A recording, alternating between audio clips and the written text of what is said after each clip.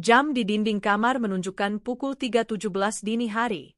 Hanya ada dua suara di rumah besar yang seharusnya terasa hangat ini, detak jarum jam yang terasa mengejek, dan tangis pelan Aira, putri bungsuku. Tubuhku terasa remuk. Jahitan bekas operasi sesar seminggu yang lalu masih berdenyut nyeri, bercampur dengan pegal linu karena kurang tidur yang kronis. Aku menggendong Aira, menepuk-nepuk punggung mungilnya, mencoba menyenandungkan lagu pengantar tidur dengan suara serak. Mataku perih, menahan kantuk yang luar biasa. Sayang, ibu di sini, bisikku. Di kamar sebelah, aku bisa mendengar Rian, putra sulungku yang berusia 4 tahun, terbatuk pelan dalam tidurnya. Semoga tangis Aira tidak membangunkannya. Mengurus satu balita dan satu bayi yang baru lahir sendirian di malam hari adalah sebuah siklus neraka kecil. Aku butuh istirahat. Aku butuh bantuan. Aku butuh teman. Aku butuh suamiku. Tapi sisi ranjang di sebelahku dingin. Kosong. Bantalnya masih tertata rapi, sama seperti saat aku meninggalkannya untuk menyusui Aira 2 jam lalu. Kurai ponselku di nakas. Layarnya menyala, menampilkan foto kami berempat, aku, Bram, dan Rian, di hari kelulusan Rian dari playgroup. Aira masih di dalam kandungan saat itu. Kami tampak bahagia. Foto itu terasa seperti kebohongan. Aku membuka aplikasi pesan. Pesan terakhir dari Bram, suamiku, masuk pukul 8 malam tadi. Bram, sayang, maaf ya. Kayaknya bakal pagi lagi. Klien dari Singapura minta revisi proposal mendadak. Gila, deadline-nya besok pagi. Kamu tidur aja, nggak usah tungguin aku. Love you. Lembur. Kata itu terasa seperti asam di tenggorokanku. Lembur. Lagi. Untuk minggu ketiga berturut-turut. Tepatnya, sejak malam pertama aku pulang dari rumah sakit membawa Aira. Dulu, aku percaya. Bram adalah pria ambisius. Dia bekerja sebagai direktur operasional di perusahaan yang kurintis dari nol, meneruskan bisnis properti almarhum ayahku. Aku yang memberinya posisi itu. Aku percaya pada kemampuannya. Tapi lembur sampai pagi, setiap hari, bahkan di akhir pekan, minggu lalu, dia tidak pulang sama sekali selama 2 hari. Alasannya, menginap di kantor, sayang. Tim lagi ngejar tender besar. Biar fokus. Fokus. Hatiku mulai resah. Ini bukan lagi soal lelah bekerja, ini soal sesuatu yang lain. Aku mencoba meneleponnya pukul 1 tadi. Panggilanku dialihkan ke kotak suara. Aku mengirim pesan, Mas, Aira rewel banget. Kamu di mana? Hanya centang 1. Ponselnya mati. Atau sengaja dimatikan. Seorang pria yang lembur mengejar deadline gila-gilaan tidak akan mematikan ponselnya. Klien bisa menelepon kapan saja. Kecurigaan itu, yang awalnya hanya setitik noda hitam di sudut pikiranku, kini mulai merayap, membesar, menutupi seluruh logikaku. Dia jarang pulang. Sekalinya pulang di pagi buta, dia akan langsung tertidur dengan alasan lelah, dan berangkat lagi sebelum makan siang. Dia nyaris tak menyentuh Aira. Dia hanya mengelus kepala Rian sambil lalu. Dan yang paling aneh, dia tidak pernah memberiku uang lagi. Keuangan perusahaan lagi seret, sayang, katanya bulan lalu, saat aku meminta uang belanja bulanan. Cash flow kita dipakai buat bayar vendor dulu. Kamu pakai uang kamu dulu, ya? Nanti aku ganti. Uangku. Tentu saja. Perusahaan ini milikku. Uang ini uangku. Tapi dia, sebagai direktur operasional dengan gaji yang kuberikan, kemana uangnya? Selama ini aku diam. Aku mencoba mengerti. Aku baru melahirkan, hormonku tidak stabil. Mungkin aku hanya terlalu sensitif. Mungkin aku hanya merindukan perhatiannya. Tapi malam ini, keheningan rumah dan dinginnya sisi ranjang yang kosong terasa begitu menusuk. Dia tidak lembur. Pikiran itu menghantamku begitu keras hingga aku terhuyung. Aira sedikit merengek kaget dalam dekapanku. Lalu dia di mana? Kecurigaan itu kini memiliki bentuk. Samar, tapi ada. Aku teringat sesuatu. Asisten pribadi Bram. Seorang wanita muda yang baru direkrutnya 3 bulan lalu. Namanya?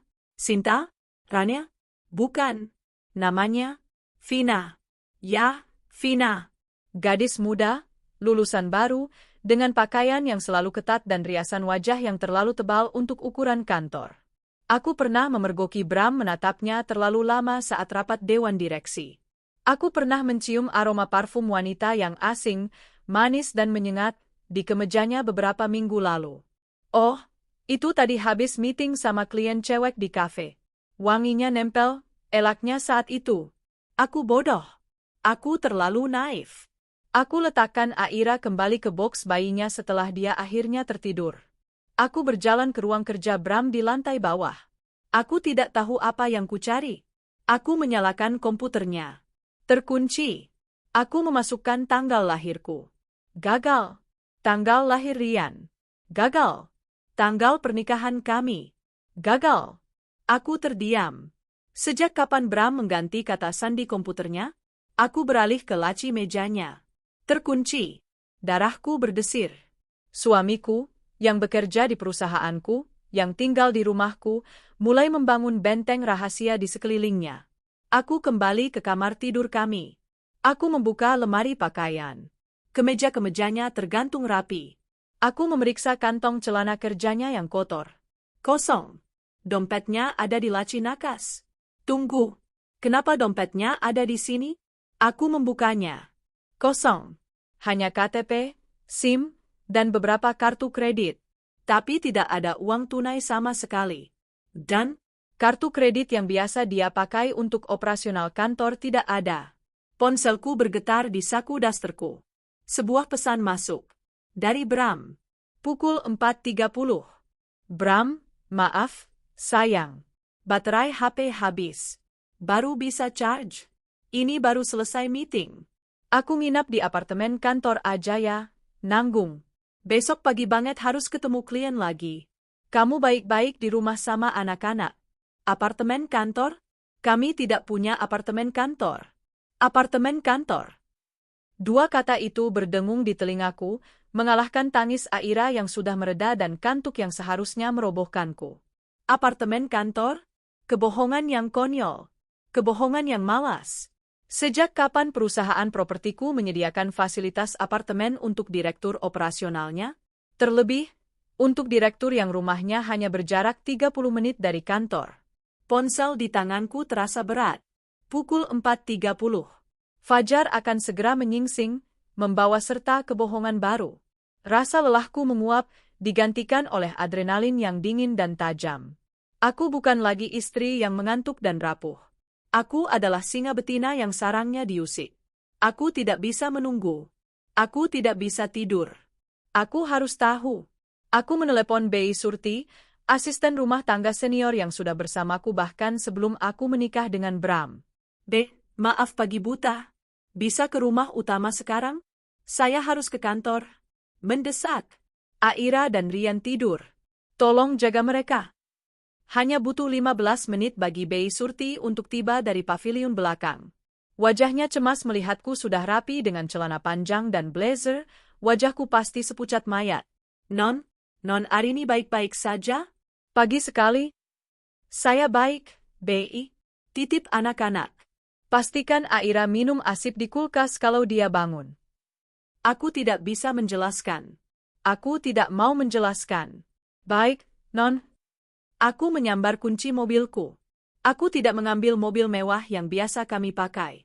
Aku mengambil SUV lama milikku yang terparkir di garasi dalam. Aku tidak ingin terlihat mencolok. Perjalanan ke kantor terasa kabur. Jakarta masih gelap, hanya diterangi lampu jalan dan beberapa kendaraan yang terburu-buru. Pikiranku bekerja lebih cepat dari laju mobil. Vina. Apartemen. Uang. Jika dia berbohong soal apartemen kantor, dia pasti berbohong soal lembur. Jika ponselnya mati berjam-jam, dia tidak sedang bekerja. Dia sedang sibuk. Sibuk mengkhianatiku. Kantorku, Ariniland Property, berdiri megah di kawasan bisnis. Ini adalah warisan ayahku, keringatku, dan aku menempatkan Bram di puncak manajemennya. Kesalahan terbesarku. Satpam yang berjaga terkejut melihatku datang sebelum matahari terbit. Pagi, Bu Arini. Pagi, Pak. Saya perlu ke ruangan saya. Dan saya perlu kunci master untuk ruangan Pak Bram. Wajah satpam itu ragu. Tapi, Bu, perusahaan ini milik siapa, Pak? Tanyaku, suaraku dingin dan tak terbantahkan. Milik Ibu. Siap, Bu. Saya ambilkan. Aku tidak menuju ruanganku di lantai 20. Aku langsung ke lantai 18, lantai operasional. Ruangan Bram. Ruangan itu gelap dan sunyi. Berbau pengap, jelas tidak ada orang lembur di sini semalaman. Komputernya mati. Meja kerjanya bersih. Terlalu bersih. Aku mencoba membuka laci mejanya yang terkunci, yang tadi malam gagal kubuka di rumah. Dengan kunci master, laci itu terbuka dengan satu bunyi, klik, yang memuaskan. Aku menarik napas panjang. Inilah kotak Pandoranya. Di dalam, tidak banyak. Beberapa dokumen tender yang tidak penting. Tapi di bagian bawah, di bawah tumpukan map, ada satu map berwarna biru. Bukan map kantor. Aku membukanya. Jantungku serasa berhenti berdetak. Di dalamnya ada lembar-lembar tagihan kartu kredit. Bukan kartu kredit yang biasa dia pakai untuk keluarga. Ini kartu kredit platinum lain, yang aku bahkan tidak tahu dia memilikinya. Tagihan 3 bulan terakhir. Mataku memindai daftar pengeluaran itu dengan cepat. Restoran mewah. 3 juta rupiah. Pukul 10 malam. Toko perhiasan, cahaya abadi. 15 juta rupiah. Butik, La Femme. 8 juta rupiah. Ini bukan pengeluaran operasional kantor. Ini pengeluaran untuk memanjakan seorang wanita. Lalu mataku tertuju pada transaksi yang berulang. Setiap bulan, di tanggal yang sama. Transfer auto debit, 10 juta rupiah. Keterangan, sewa apartemen Edelweiss, Tower Cendana. Apartemen Edelweiss. Aku meraih ponselku, jariku gemetar saat mengetik nama itu di mesin pencari. Apartemen mewah di kawasan Jakarta Selatan. Aku belum selesai. Aku harus memastikan siapa. Aku kembali ke lift, naik ke lantai 19. Ruang HD. Aku punya akses override untuk semua komputer. Aku membuka data kepegawaian. Aku mencari namanya. Vina Amelia. Asisten Direktur Operasional. Aku membuka profilnya. Data pribadinya muncul di layar. Alamat KTP-nya masih di rumah orang tuanya di Bekasi. Tapi di kolom, alamat domisili saat ini. Apartemen Edelweiss. Tower Cendana. Unit 1708. Sesuai? Persis seperti di tagihan kartu kredit Bram. Napasku tercekat. Jadi, suamiku tidak hanya membelikannya perhiasan dan pakaian mahal. Dia menyewakan sebuah apartemen mewah untuk simpanannya. Uang perusahaan, uangku, dipakai untuk membiayai sarang perselingkuhan mereka. Saat aku hendak menutup file itu, satu detail lagi menarik perhatianku. Data klaim asuransi cuti. Aku membukanya. Vina mengambil beberapa kali izin setengah hari dalam 2 bulan terakhir. Izin, 15 September. Keterangan, kunjungan dokter.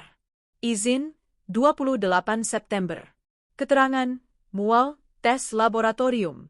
Izin, 10 Oktober. Keterangan, kunjungan rutin OB-GYN. OB-GYN, dokter kandungan. Aku terdiam. Bumi serasa berhenti berputar. Dia hamil. Pelakor itu hamil. Aku, istrinya, baru saja mempertaruhkan nyawa melahirkan anaknya, Aira. Aku menahan sakit, begadang sendirian, merindukan suamiku yang kukira banting tulang untuk kami. Dan dia di luar sana, menghamili wanita lain. Memberikan kasih sayangnya pada wanita itu dan bayi haram mereka. Aku teringat betapa acuhnya dia saat aku mengeluh kesakitan pasca operasi. Namanya juga melahirkan, sayang.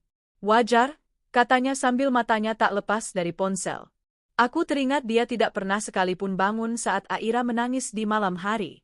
Aku teringat dia tidak pernah memberi uang belanja lagi dengan alasan cash flow perusahaan seret.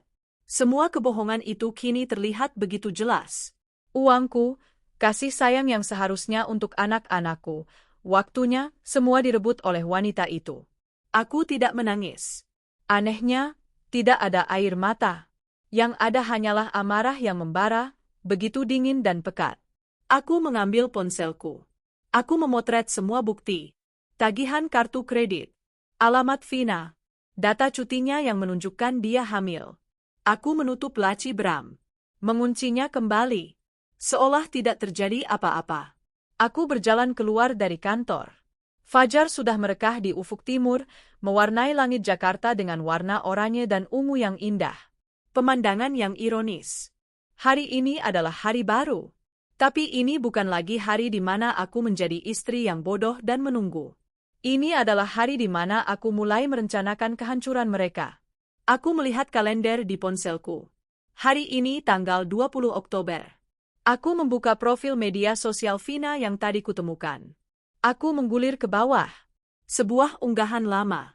Foto kue ulang tahun. 27 Oktober. Scorpio Queen. Minggu depan. Ulang tahunnya minggu depan. Sebuah ide gila, kejam, dan sangat memuaskan terbentuk di benakku. Bram mengira aku diam saja. Dia kira aku akan selamanya terkurung di rumah, mengurus bayi, terlalu lelah untuk curiga. Dia salah besar. Dia telah mematikan harapanku untuk memiliki keluarga yang bahagia. Sekarang, aku akan mematikan masa depannya. Selamat menikmati sisa waktumu, Bram, bisikku pada angin pagi. Dan selamat ulang tahun lebih awal, Vina. Aku mengemudi pulang dengan tatapan kosong, namun pikiranku bekerja seringan jarum jam. Langit Jakarta yang tadinya oranye kini berubah menjadi biru cerah, seolah mengejek kegelapan yang baru saja kutemukan. Saat aku tiba di rumah, Bei Surti sedang menimang Aira di teras depan. Rian bermain mobil-mobilan di kakinya. Non Arini, sapa Bei Surti, cemas. Sudah selesai urusannya? Aku memaksakan seulas senyum tipis. Aku mengambil Aira dari gendongannya. Aroma bayiku, campuran wangi susu dan bedak, menghantamku. Inilah duniaku. Inilah yang hampir dihancurkan oleh pria itu. Sudah, Bei. Semua beres, kataku, suaraku lebih stabil dari yang kuduga. Aku mencium puncak kepala Rian. Anak mama sudah sarapan? Sudah, tadi sama Bibi, serunya riang. Aku membawa kedua anakku masuk. Selama 1 jam ke depan, aku adalah ibu. Aku menyusui Aira hingga dia tertidur pulas. Aku membacakan Rian buku cerita. Aku menatap wajah-wajah polos mereka, dan amarahku berubah menjadi baja cair yang mengeras di dalam dadaku. Aku tidak akan membiarkan mereka kehilangan apapun. Pria itu yang akan kehilangan segalanya. Setelah memastikan anak-anak tenang, aku masuk ke ruang kerjaku. Ruang kerja yang sesungguhnya, bukan yang dipakai Bram di lantai bawah. Aku mengunci pintu. Pukul 9 pagi. Waktunya bekerja? Telepon pertama adalah untuk Pak Hendra, pengacara keluarga yang telah mengabdi pada ayahku selama 20 tahun. Pagi, Pak Hendra. Ini Arini. Non Arini, apa kabar? Selamat atas kelahiran putrinya, ya? Terima kasih, Pak. Saya tidak punya banyak waktu. Saya mau Bapak segera siapkan surat. Surat apa, Non? Aku menarik napas. 1. Gugatan cerai. Segera. Hening sejenak di seberang sana. Saya punya bukti perselingkuhan, Pak. Suami saya, Bramantio, menghamili karyawannya sendiri. Saya mau hak asuh penuh atas Rian dan Aira. Saya tidak mau dia dapat 1 sen pun harta gono gini. Perjanjian pranikah kita jelas, kan? Semua aset atas nama saya. Jelas sekali, Non. Saya akan siapkan draft terkuat. Bagus.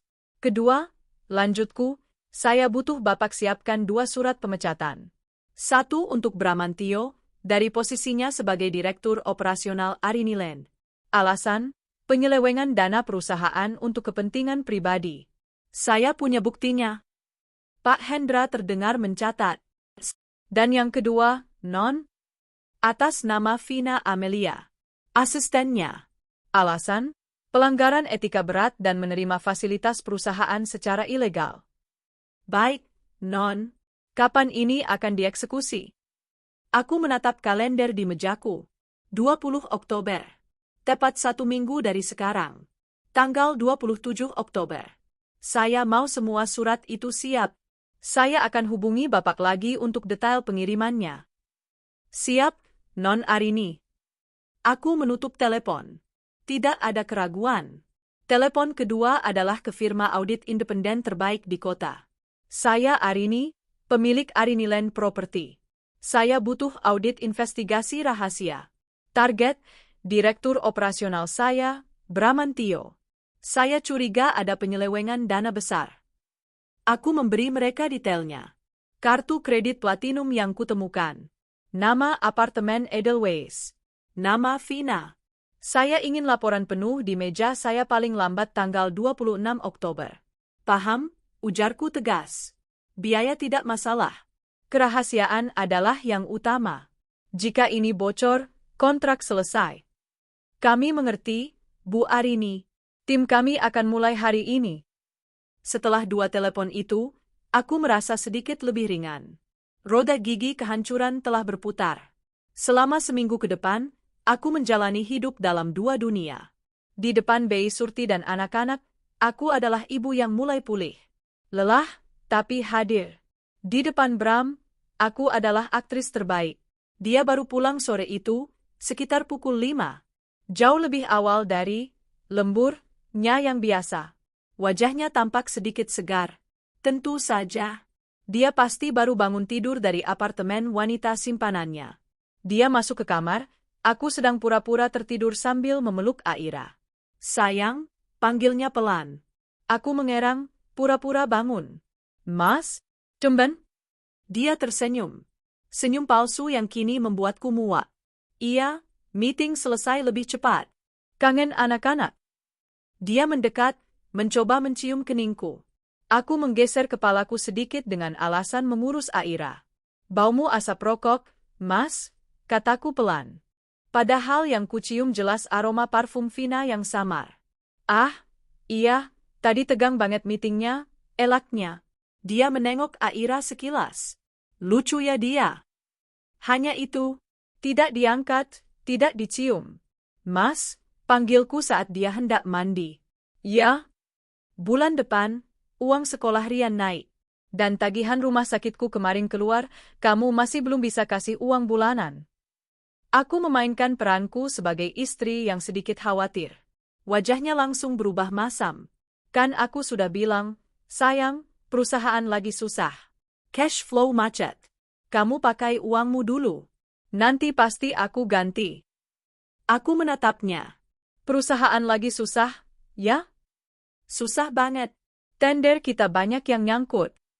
Aku mengangguk pelan. Oh, oke. Ya sudah. Mandi sana. Biar aku siapkan makan malam.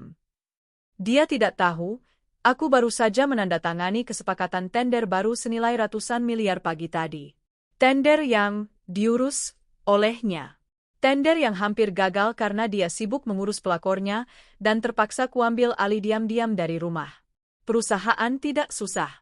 Yang susah adalah otaknya yang sudah buntu tertutup nafsu. Malam itu, dia makan dengan lahap. Dia memuji masakanku. Dia bahkan mencoba bermain sebentar dengan Rian. Dia pikir dia sudah berhasil mengelabuiku. Saat dia tertidur mendengkur di sampingku, bau sabunnya kini bercampur dengan bau pengkhianatan. Aku terjaga. Aku menatap punggung pria yang telah tidur denganku selama 6 tahun. Aku merasa jijik. Aku menghitung hari. Hari kedua, laporan awal dari auditor masuk. Mereka menemukan aliran dana yang jauh lebih besar. Bram membuat vendor fiktif. Uang perusahaan puluhan juta rupiah ditransfer setiap minggu ke rekening atas nama Vina. Dia tidak hanya membiayai apartemen, dia membiayai seluruh hidup wanita itu. Hari keempat, aku meminta Pak Hendra menambahkan pasal baru di gugatan cerai, tuntutan pengembalian seluruh aset perusahaan yang diselewengkan. Hari ke-6, 26 Oktober. Laporan final audit sudah di tanganku. Setebal buku. Ratusan juta rupiah telah dicuri Bram dalam 6 bulan terakhir. Cukup untuk menjebloskannya ke penjara jika aku mau. Aku tersenyum. Semuanya lengkap. Besok, 27 Oktober. Hari ulang tahun Vina. Aku menelepon Bram sore itu. Dia jelas sedang di luar. Terdengar suara musik yang samar. Mas, malam ini lembur lagi? Tanyaku, suaraku dibuat semanis mungkin. Iya, sayang. Kayaknya bakal pagi banget. Closing klien besar. Maaf ya. Kamu jangan tungguin aku. Oh, kataku. Padahal aku masak spesial malam ini. Besok deh, sayang. Aku janji besok aku seharian di rumah. Love you, katanya, terburu-buru menutup telepon. Aku tahu dia di mana. Dia sedang bersiap merayakan ulang tahun wanita simpanannya. Di apartemen Edelweiss.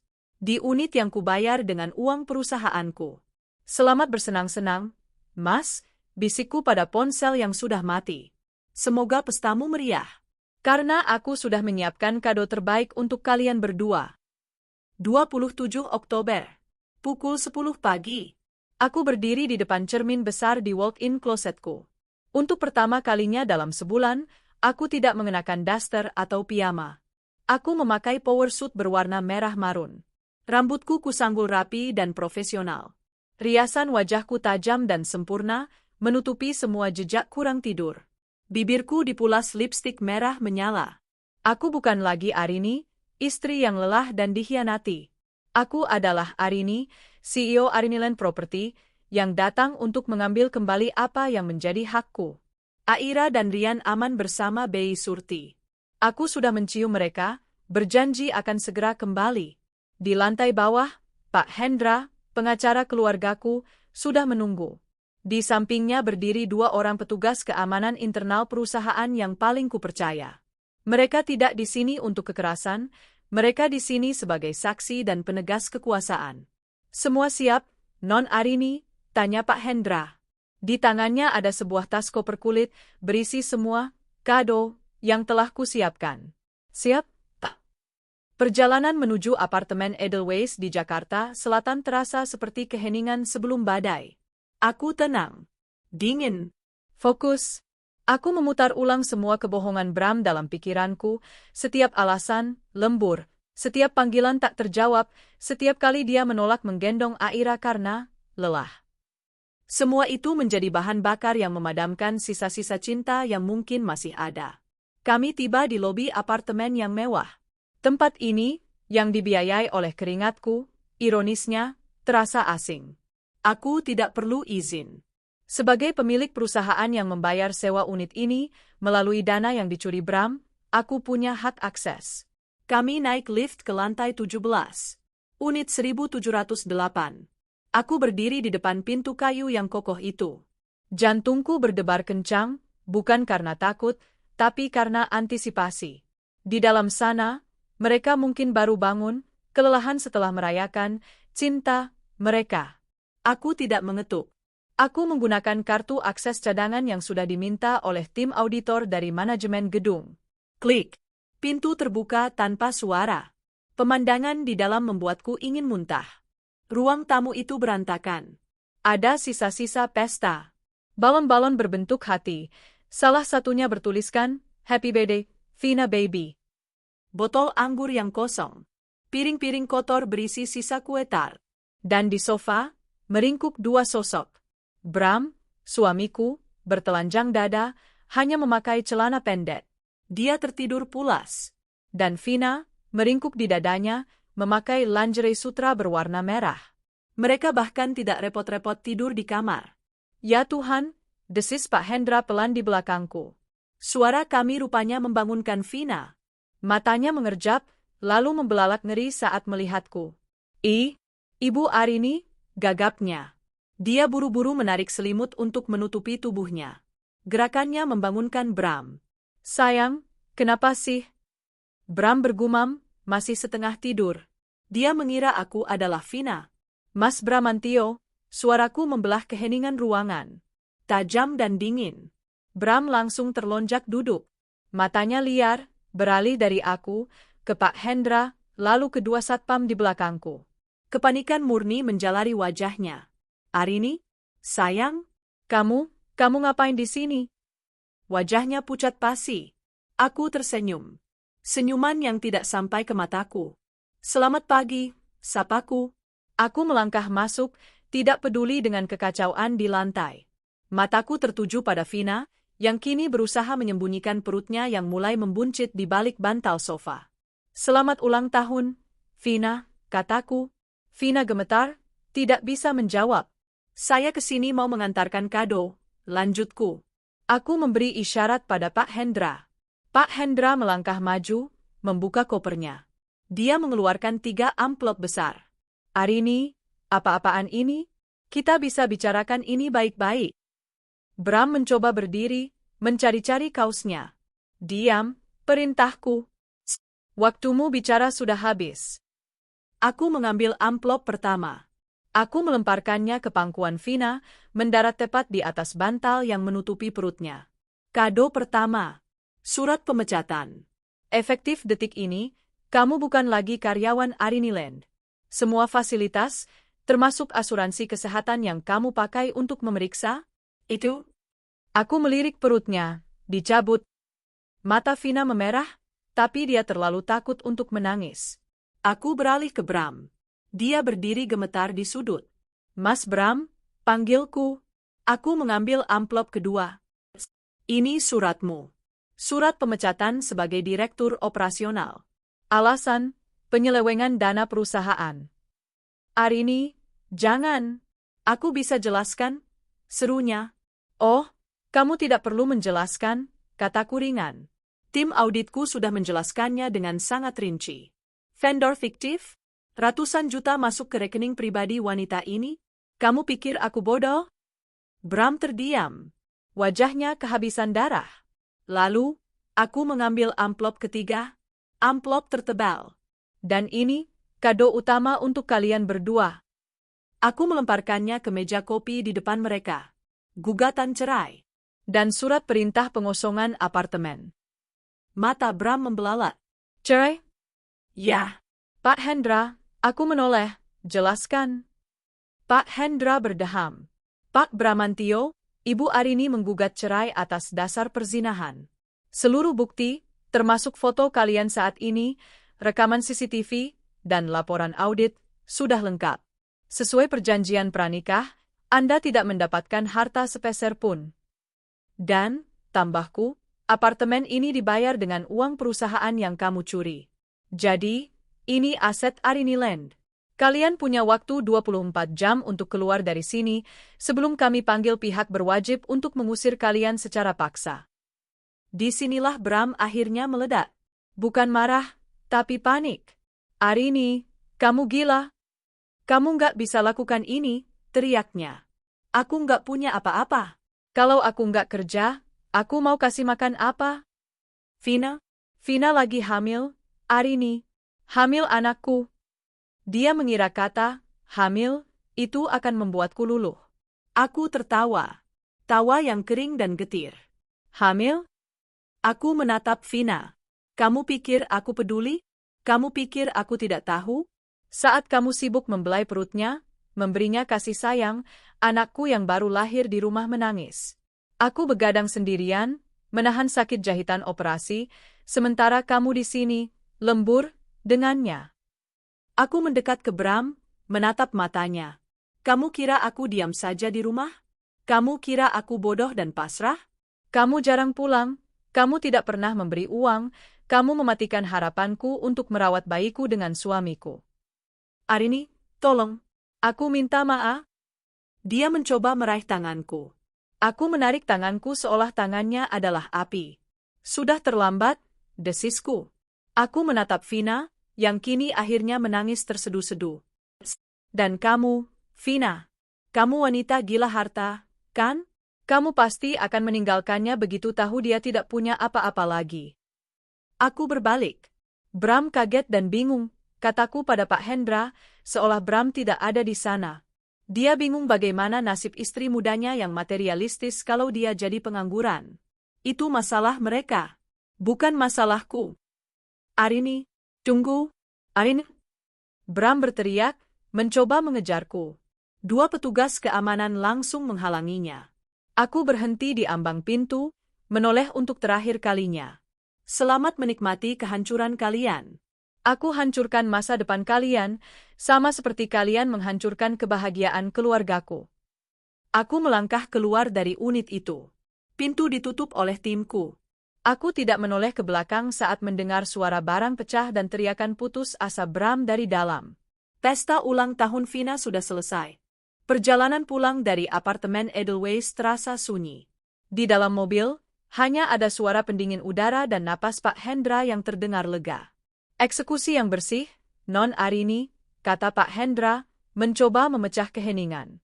Mereka tidak akan bisa membantah satu pun. Aku mengangguk kaku, mataku menatap lurus ke jalanan Jakarta yang sibuk. Aku tidak merasakan kemenangan. Aku tidak merasakan kelegaan. Yang kurasakan adalah kehampaan yang dingin. Adrenalinku sudah habis, menyisakan rasa lelah yang menusuk hingga ke tulang. Aku baru saja menghancurkan suamiku, ayah dari anak-anakku. Tapi detik berikutnya, bayangan Aira yang menangis di malam hari melintas di benakku. Bayangan diriku yang menahan sakit jahitan sendirian. Bayangan Vina yang meringkuk di dada Bram. Kehampaan itu segera mengeras kembali menjadi baja. Aku tidak menghancurkan suamiku. Aku menghancurkan parasit yang menggerogoti hidupku. Ponselku di dalam tas bergetar hebat. Lagi dan lagi. Aku tidak perlu melihatnya. Aku tahu itu Bram. Saat aku tiba di rumah, suasananya begitu kontras dengan apartemen terkutuk itu. Rumahku bersih, wangi, dan damai. Bei Surti menyambutku dengan wajah cemas. Non? Bagaimana? Semua sudah selesai, Bei. Aku langsung menuju kamar Aira. Dia tertidur di boksnya, bibir mungilnya bergerak-gerak. Aku mengelus pipinya, begitu lembut. Lalu aku ke kamar Rian. Dia sedang asyik menyusun Lego. Mama, serunya, berlari memeluk kakiku. Aku memeluk Rian erat. Inilah alasannya. Inilah yang harus kulindungi. Ponselku bergetar lagi di saku. Kali ini aku mengeluarkannya. 27 panggilan tak terjawab, Bram. Dan serentetan pesan teks. Bram, Arini, kamu di mana? Balik ke sini. Kita bicara. Bram, kamu jebak aku. Arini, kamu jahat. Bram, oke. Aku salah. Aku minta maaf. Tapi jangan pecat aku. Bram, pikirkan anak Rin. Gimana nasib mereka kalau ayahnya pengangguran? Pesan terakhir itu membuatku tertawa sinis. Dia baru ingat anak-anak sekarang? Bram, Vina stres. Dia pendarahan. Kalau terjadi apa-apa sama bayi kami, ini salah kamu. Sebuah kebohongan putus asa. Mencoba membuatku merasa bersalah. Aku membalas satu pesan saja. Singkat dan mematikan. Aku, pendarahan? Bagus. Bawa dia ke puskesmas. Asuransimu sudah tidak aktif. Setelah itu, aku memblokir nomornya. Aku tidak beristirahat. Aku mandi, mengganti powersuitku dengan pakaian kantor yang lebih kasual namun tetap berwibawa. Aku mencium anak-anakku sekali lagi. Bi, saya ke kantor? Mungkin sampai malam. Tolong kunci semua pintu. Jangan biarkan siapapun masuk. Terutama Bram, kataku tegas. Baik, Non. Pukul 1 siang, aku melangkah masuk ke lobi Arini Land Property sebagai pemimpin. Berita pasti sudah menyebar seperti api. Aku langsung mengadakan rapat darurat dengan semua manajer senior, orang-orang kepercayaan ayahku yang selama ini terpaksa tunduk di bawah Bram. Selamat siang, aku membuka rapat di ruang dewan. Seperti yang mungkin sudah Anda dengar, per detik ini, Bramantio sudah bukan lagi bagian dari perusahaan ini. Beberapa tampak kaget, beberapa tampak lega. Dia dipecat atas dasar penyelewengan dana perusahaan dalam jumlah besar. Audit investigasi telah membuktikannya. Aku tidak perlu menyebut soal Vina. Itu masalah pribadi. Masalah profesionalnya sudah cukup untuk menguburnya. Untuk sementara, saya akan mengambil alih penuh posisi CEO dan Direktur Operasional. Semua laporan yang tadinya ke Pak Bram, sekarang langsung ke saya. Saya minta loyalitas penuh Anda untuk membersihkan perusahaan ini dan mengembalikannya ke jalurnya. Selama 4 jam berikutnya, aku bekerja tanpa henti. Membatalkan kartu akses Bram, membekukan semua rekening operasional yang dipegangnya, meninjau ulang semua proyek yang dia tangani. Aku menemukan lebih banyak lubang yang dia buat. Kerusakannya lebih parah dari yang kuduga. Dia tidak hanya membiayai pelakornya. Dia berjudi dengan aset perusahaanku. Sekitar pukul 5 sore, saat aku sedang meninjau draft tender, Telepon di mejaku berdering. Nomor tidak dikenal. Aku punya firasat. Aku mengangkatnya. Halo? Ibu Arin? Itu suara Vina. Bukan lagi suara manja atau takut. Ini suara melengking penuh amarah. Ya, jawabku tenang. Ibu jahat. Ibu menghancurkan hidup kami. Mas Bram diusir dari kantor. Kami diusir dari apartemen. Kartu kreditnya semua diblokir. Kami nggak punya uang. Aku bersandar di kursiku. Lalu, ibu harus tanggung jawab. Saya lagi hamil. Ini anak Mas Bram. Ibu nggak bisa telantarkan kami begini. Di mana rasa kemanusiaan ibu? Inilah dia. Wanita gila harta yang diprediksi suamiku akan panik. Rasa kemanusiaan saya, balasku, suaraku sedingin es. Di mana rasa kemanusiaanmu saat kamu tidur dengan suami saya? Di mana rasa kemanusiaanmu saat kamu memakai uang perusahaan saya, uang anak-anak saya, untuk membeli tas mahal dan sewa apartemen mewah? Vina terdiam sejenak, terkejut oleh serangan balikku. Itu Mas Bram yang kasih. Dia bilang dia cinta sama saya. Dia bilang ibu sudah nggak peduli sama dia. Dia berbohong. Dan kamu cukup bodoh untuk percaya. Kamu pikir dia kaya? Kamu pikir dia direktur? Aku tertawa kecil. Vina, dia itu cuma pegawai. Gajinya dari saya. Rumahnya, mobilnya, semua milik saya. Kamu berselingkuh dengan pria yang tidak punya apa-apa. Tapi dia janji mau nikahin saya. Suaranya mulai pecah, berubah jadi tangisan putus asa. Silakan saja. Sekarang dia pengangguran. Kamu juga. Selamat membangun rumah tangga di atas tumpukan utang. Nikmati kehancuran yang kalian ciptakan sendiri. Ibu tolong, setidaknya beri kami pesangon. Pintanya. Pesangon? Kalian berdua dipecat karena mencuri. Kalian beruntung saya tidak melaporkan kalian ke polisi. Sekarang, jangan pernah hubungi saya lagi. Aku menutup telepon. Malam itu, aku menerima laporan dari Pak Hendra. Bram dan Vina telah meninggalkan unit apartemen tepat 1 jam sebelum batas waktu 24 jam habis. Mereka terlihat bertengkar hebat di lobi. Vina menangis histeris, menyalahkan Bram. Bram, dengan wajah kalah, hanya bisa memasukkan 2 koper ke dalam taksi murah. Dinasti pasir yang mereka bangun dengan uang curianku telah runtuh hanya dalam hitungan jam. Aku mematikan lampu ruang kerjaku. Untuk pertama kalinya, aku merasa bisa bernapas. Ini belum selesai. Tapi babak terburuknya sudah lewat. 1 minggu telah berlalu sejak hari eksekusi itu. Bagi Arini, itu adalah minggu terberat sekaligus paling membebaskan dalam hidupnya. Di Ariniland, dia bekerja 18 jam sehari. Dia membedah perusahaan seperti seorang ahli bedah. Ternyata, kehancuran yang ditinggalkan Bram jauh lebih dalam dari yang terlihat. Dia tidak hanya mencuri ratusan juta. Dia mengambil pinjaman bank atas nama perusahaan tanpa persetujuan dewan, menggunakan dana itu untuk berjudi di pasar saham, dan kalah telak. Dia menjanjikan proyek-proyek fiktif kepada klien, mengambil uang muka yang tidak pernah disetorkan ke rekening perusahaan.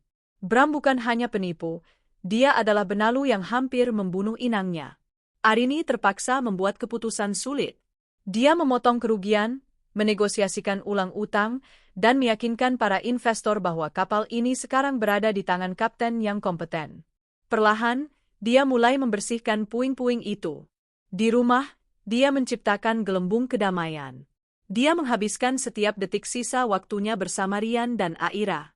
Dia mengganti semua kunci rumah. Dia memasang sistem keamanan baru. Rumah ini adalah bentengnya. Nomor Bram tetap terblokir. Dia mendengar dari Pak Hendra bahwa proses perceraian berjalan lancar. Bram tidak punya dasar untuk melawan. Hingga suatu sore, kedamaian itu pecah. Arini sedang di taman belakang, mengayun Aira yang tertidur di kereta dorong, ketika Bei Surti berlari dengan wajah panik. Non Arini, itu, di depan? Ada apa, Bei? Pak Bram, Non. Dia di luar gerbang. Teriak-teriak. Satpam gak bisa usir. Jantung Arini mencelos. Dia menyerahkan Aira pada Bei Surti. Bawa anak-anak ke kamar belakang. Kunci pintunya. Jangan keluar apapun yang terjadi.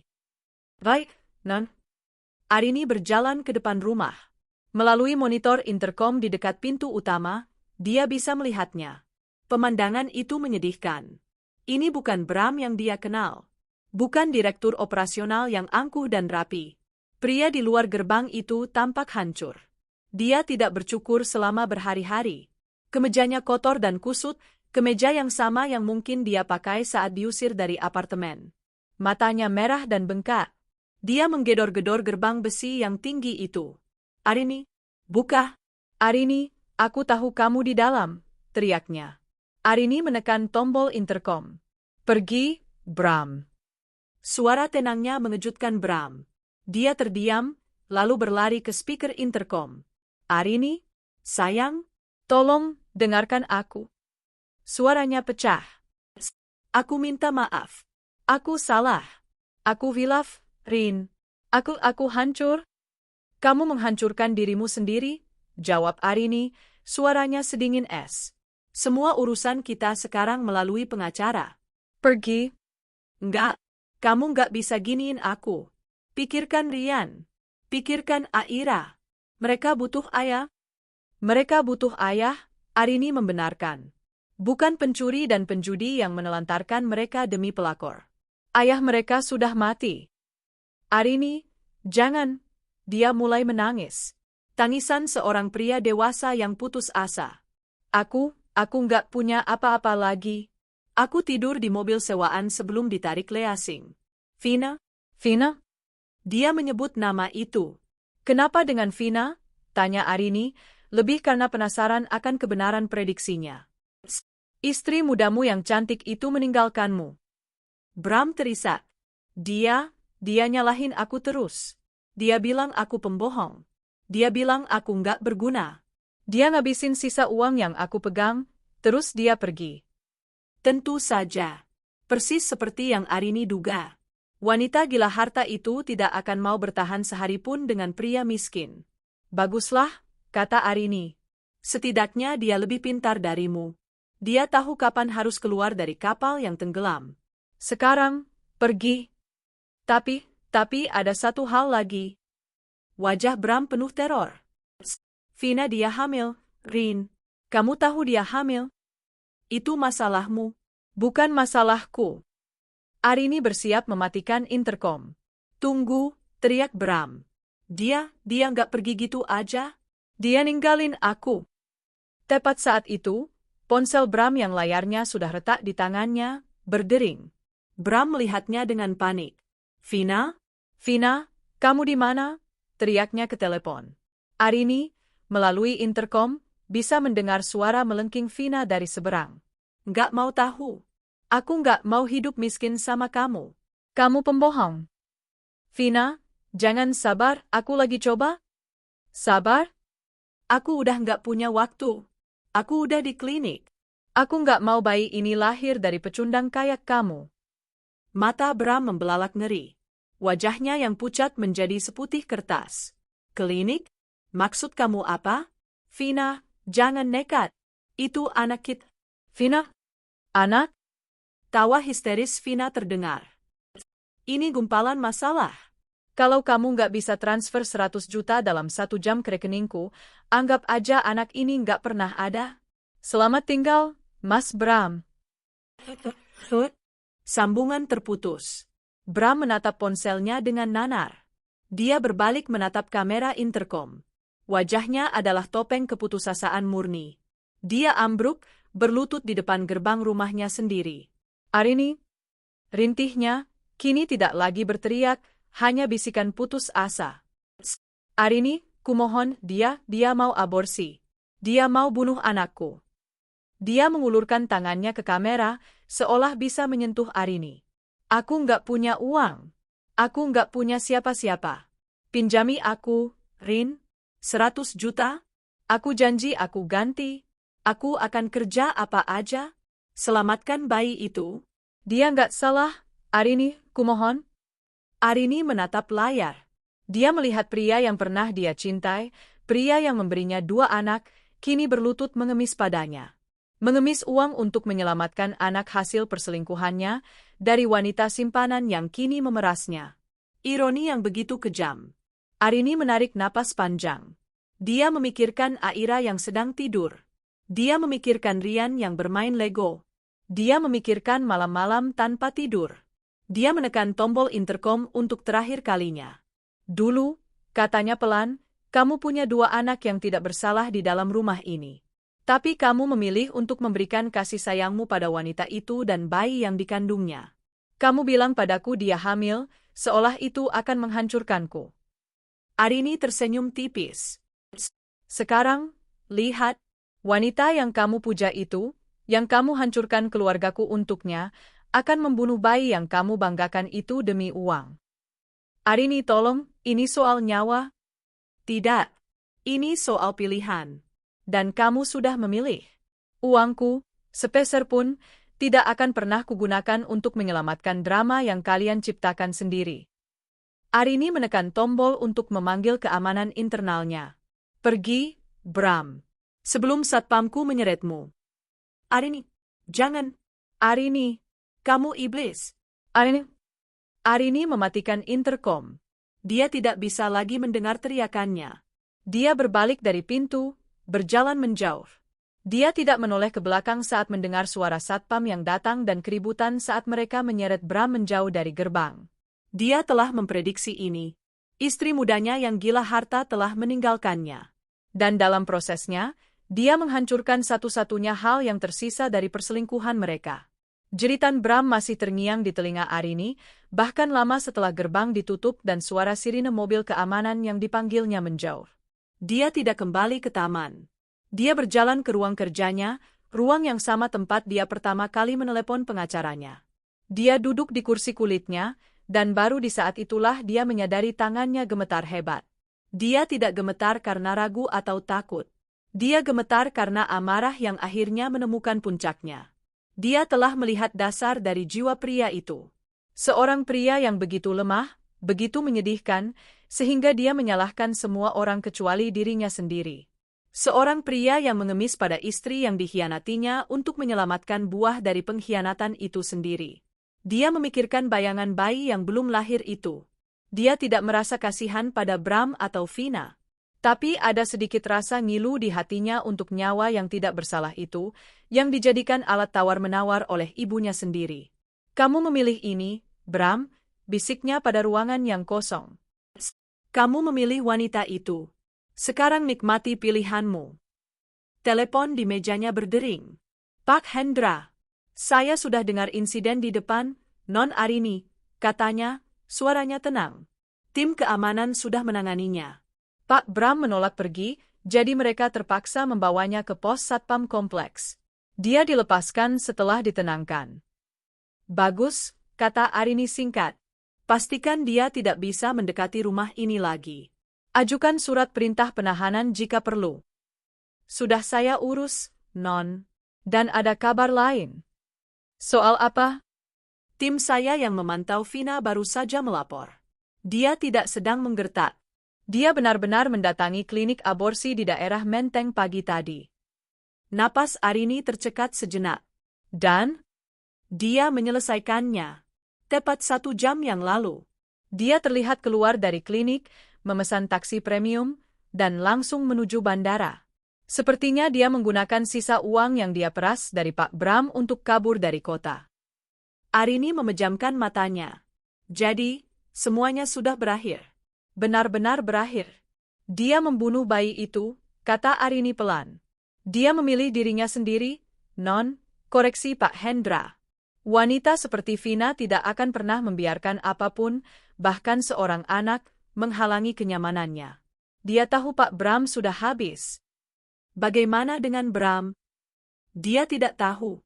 Dia masih berteriak-teriak di pos satpam tadi, mencoba mencari cara mendapatkan uang 100 juta itu. Dia tidak tahu bahwa dia sudah terlambat. Arini terdiam. Kehancuran Bram kini sempurna. Dia tidak hanya kehilangan pekerjaan, rumah, istri, dan anak-anak sahnya. Dia juga baru saja kehilangan satu-satunya hal yang dia pakai sebagai alasan untuk perselingkuhannya, bayi dari Vina. dan dia bahkan belum menyadarinya. Terima kasih atas informasinya, Pak Hendra. Lanjutkan proses perceraian. Saya mau ini selesai secepat mungkin. 2 minggu kemudian, Arini memimpin rapat Dewan Direksi Arini Land Property. Penampilannya begitu berbeda dari Arini yang dulu. Dia tajam, tegas, dan tidak mentolerir basa-basi. Laporan audit forensik sudah final, katanya pada ruangan yang penuh manajer. Kerugian kita akibat ulah Bramantio mencapai hampir 5 miliar rupiah, termasuk utang bank yang dia ambil secara ilegal. Saya tidak akan menuntutnya secara pidana. Ruangan itu terkejut. Dengan satu syarat, lanjutnya, memotong gumaman mereka. Dia telah menandatangani surat perceraian, menyerahkan hak asuh anak sepenuhnya, dan melepaskan semua tuntutan harta Gonogini. Sebagai gantinya, saya tidak akan menjebloskannya ke penjara. Para manajer mengangguk paham. Itu adalah pertukaran yang cerdas. Nama baik perusahaan tidak akan tercoreng lebih jauh oleh skandal pengadilan pidana. Sekarang, kata Arini, membuka presentasi baru. Ini adalah rencana restrukturisasi kita. Kita akan selamat. Selama 2 jam, dia memaparkan strateginya. Jelas, lugas, dan brilian. Dia bukan lagi bayang-bayang suaminya. Dialah pemilik perusahaan ini. Setelah rapat, sekretarisnya masuk. Ibu Arini, ada telepon untuk Anda. Dari ibu mertua Anda. Arini mengernyit. Ibu Bram. Dia mengangkat gagang telepon. Halo, Ma. Arin. Suara di seberang terdengar histeris, penuh tangis. Kamu di mana? Kamu harus ke sini. Bram. Ya Tuhan, Bram. Ada apa, Ma? Tanya Arini, nadanya tetap datar. Dia hancur, Rin. Hancur. Dia akhirnya tahu wanita jalang itu membunuh cucu Mama. Dia menggugurkan kandungannya. Jadi, beritanya sudah sampai. Bram mengamuk. Lanjut ibunya. Dia menghancurkan seisi rumah. Dia minum tidak berhenti. Sekarang dia mengurung diri di kamar. Dia bilang dia mau bunuh diri. Arini, tolong, Rin hanya kamu yang bisa bicara padanya. Pulanglah, Nak, maafkan dia. Arini bersandar di kursinya. Dia mendengarkan tangisan wanita tua itu. Mama, kata Arini pelan. Saat saya melahirkan Aira sendirian, di mana Mama? Saat saya menahan sakit jahitan dan begadang setiap malam, sementara Bram tidak pulang, di mana Mama? Ibu mertuanya terdiam. Saat Bram mulai jarang memberi uang, Mama bilang saya harus sabar, namanya juga laki-laki cari uang. Tapi Mama tahu, kan? Mama pasti tahu anak Mama punya simpanan. Mama diam saja. Arini, itu bukan? Anak Mama sudah dewasa, Ma. Dia yang memilih untuk selingkuh. Dia yang memilih menghamili wanita lain. Dia yang memilih mencuri uang perusahaan saya. Dan dia yang memilih wanita yang ternyata lebih kejam darinya. Tapi dia anakmu, Rin, ayah dari anak-anakmu. Bukan lagi, potong Arini tegas. Secara hukum, sebentar lagi tidak. Secara batin, sudah lama tidak. Jika dia mau bunuh diri, itu adalah pilihan terakhir yang dia buat sendiri. Saya tidak ada urusannya lagi dengan itu. Kamu kejam. Arini, kamu iblis. Saya adalah ibu yang melindungi anak-anak saya, Ma. Selamat sore. Arini menutup telepon. Dia memblokir nomor ibu mertuanya. Selesai. Tali terakhir yang mengikatnya dengan keluarga itu telah putus. Malam itu, dia pulang. Dia tidak merasa kejam. Dia merasa lega. Dia melihat Rian dan Aira yang tertidur. Dia telah menyelamatkan mereka. Dia telah memberi mereka masa depan yang aman, jauh dari racun ayah mereka. Bram mengira Arini diam saja. Dia mengira Arini akan hancur dan menangis. Dia salah. Arini tidak hancur. Dia sedang membangun kembali. Dan di kerajaannya yang baru, tidak ada tempat untuk pengkhianat.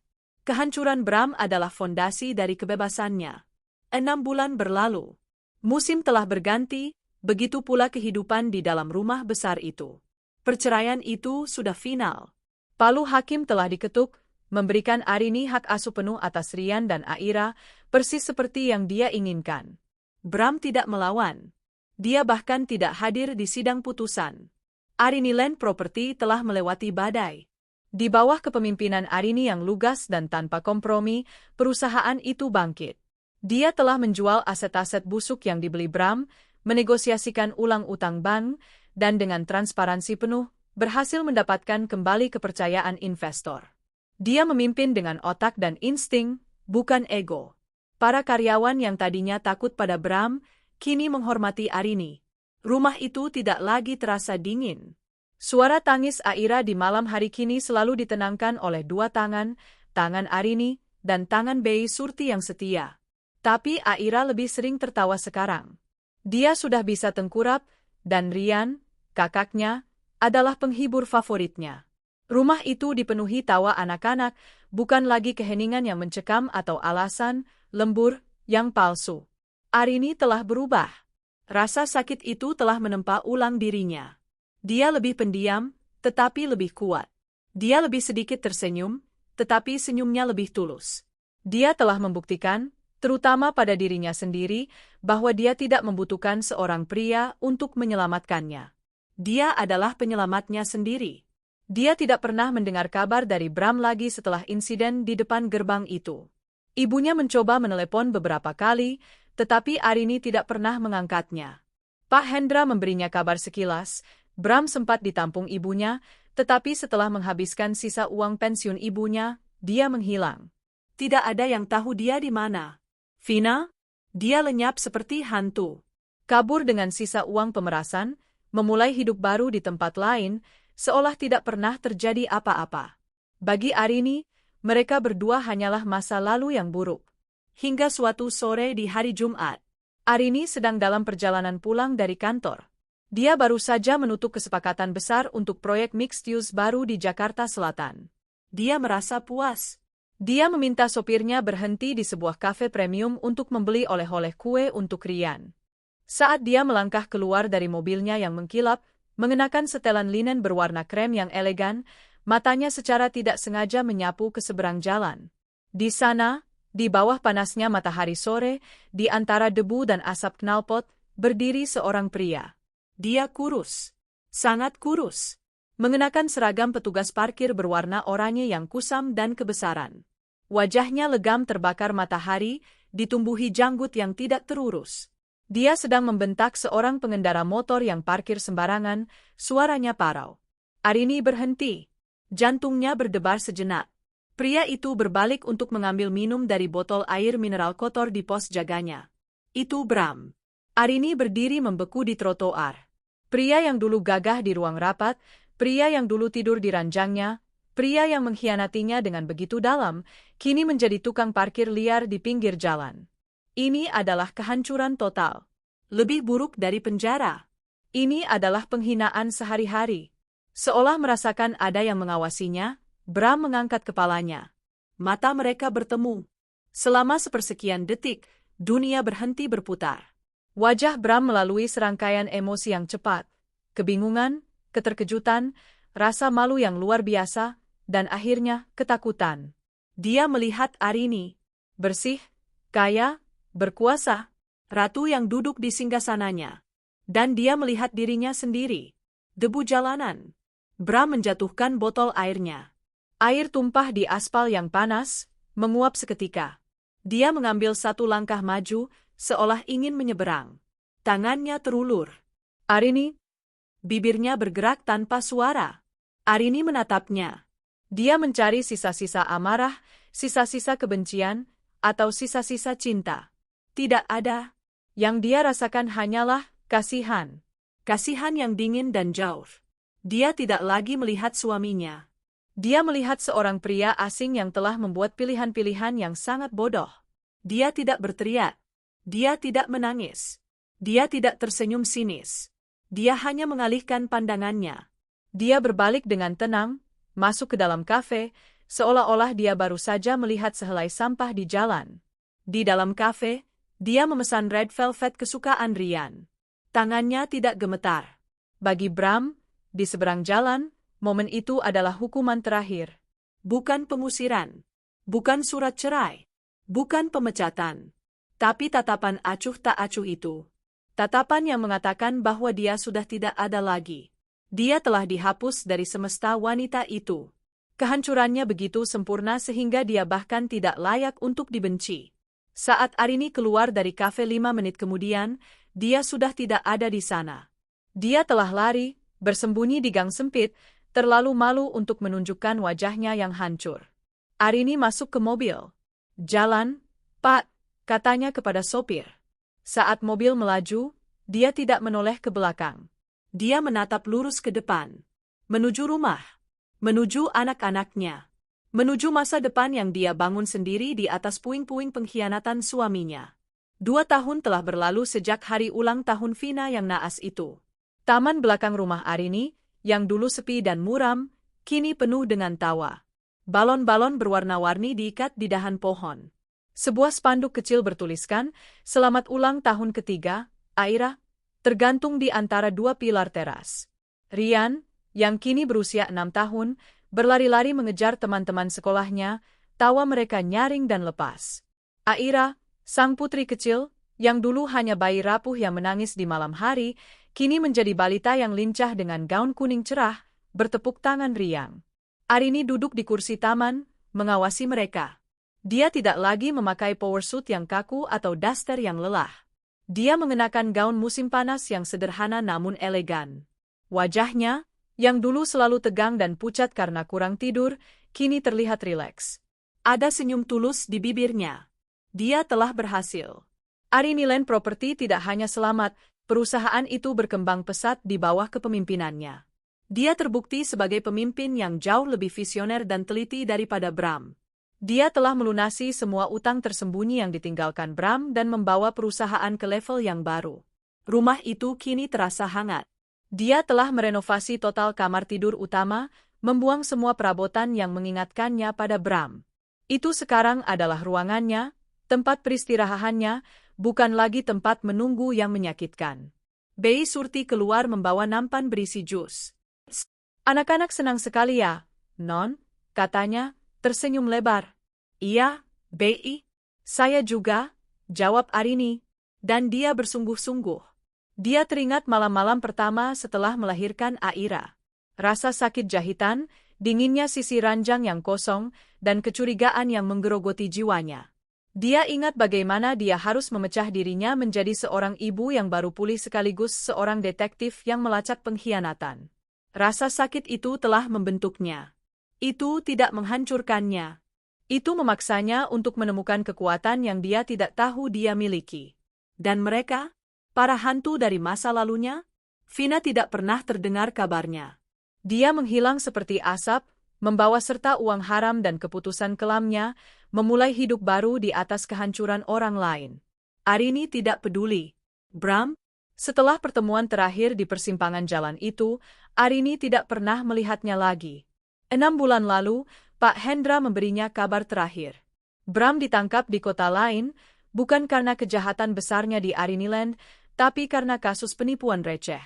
Dia menipu beberapa orang dengan skema investasi bodong skala kecil. Dia dijatuhi hukuman 3 tahun penjara. Ibunya pernah mengirim surat, memohon Arini untuk menjenguknya, mengirimkan uang untuk kenyamanan di penjara. Arini membakar surat itu tanpa membalasnya.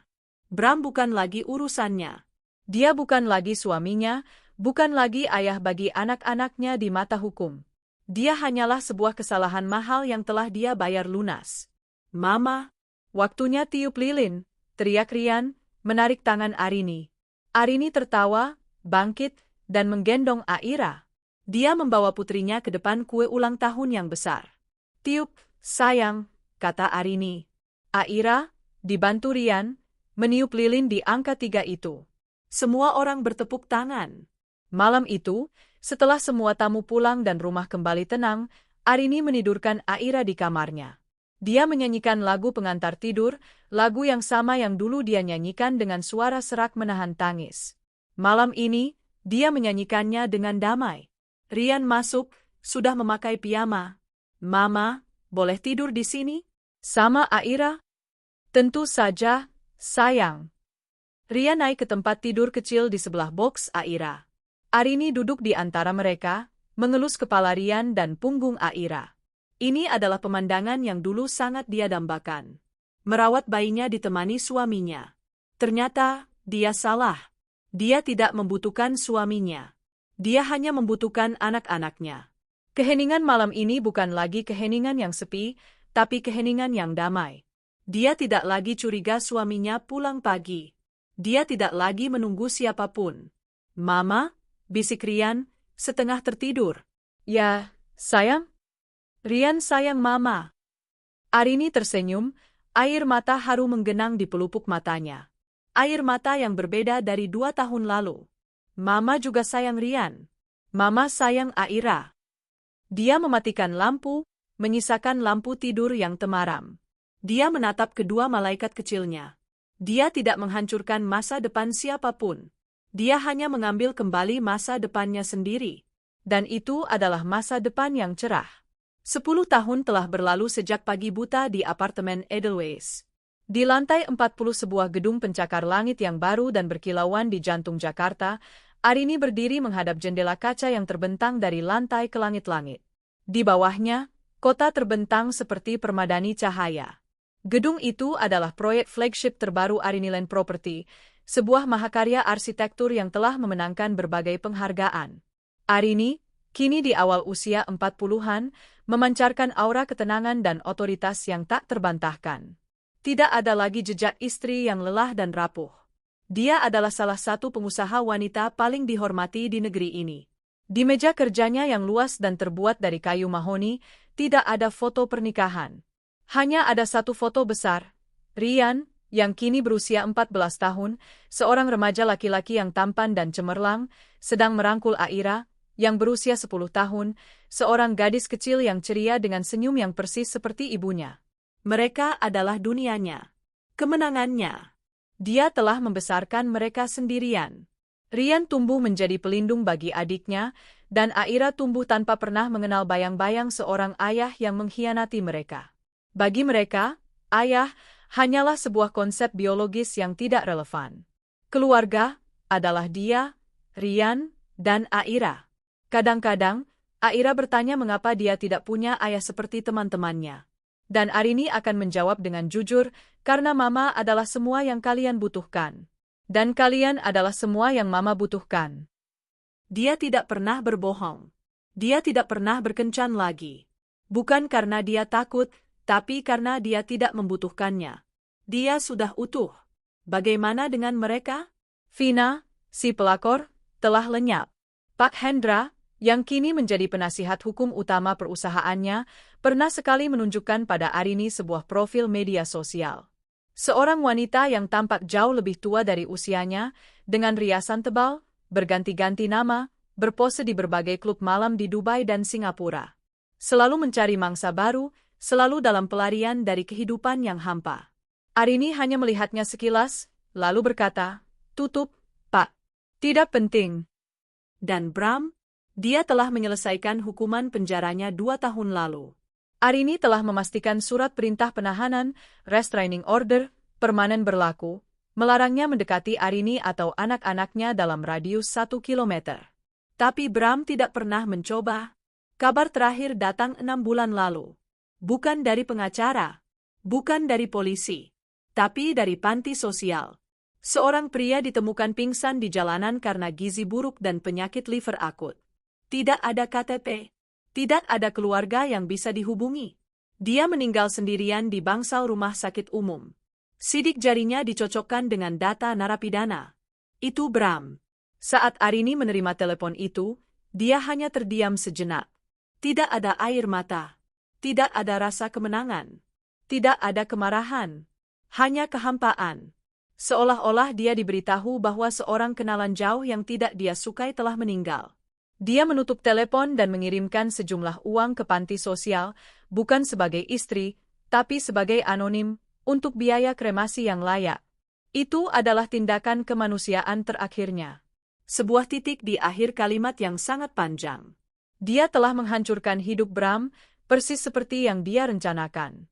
Tapi dia menyadari, Bramlah yang pertama kali memberinya palu dan pahat. Bram sendirilah yang menghancurkan dirinya. Arini hanya memastikan prosesnya berjalan tuntas. Ponsel di mejanya bergetar. Sebuah pesan video masuk. Itu dari Rian. Dia sedang di dapur rumah mereka, tertawa terbahak-bahak. "Ma, lihat." Aira mencoba membuat kue ulang tahun untuk Bei Surti, tapi dia memasukkan kecap asin. Di belakang, terdengar Aira memekik. "Bukan, Kak. Itu kan warnanya coklat kayak coklat." Arini tertawa pelan. Tawa yang murni. Dia mematikan lampu ruang kerjanya yang megah, meninggalkan pemandangan kota di belakangnya. Dia tidak lagi curiga suaminya akan pulang pagi. Dia tidak lagi merasakan dinginnya sisi ranjang yang kosong. Ranjangnya hangat, dan dia akan pulang ke rumah yang penuh tawa. Dia telah mematikan harapan palsu akan kebahagiaan bersama seorang pengkhianat dan membangun kebahagiaannya sendiri yang jauh lebih nyata.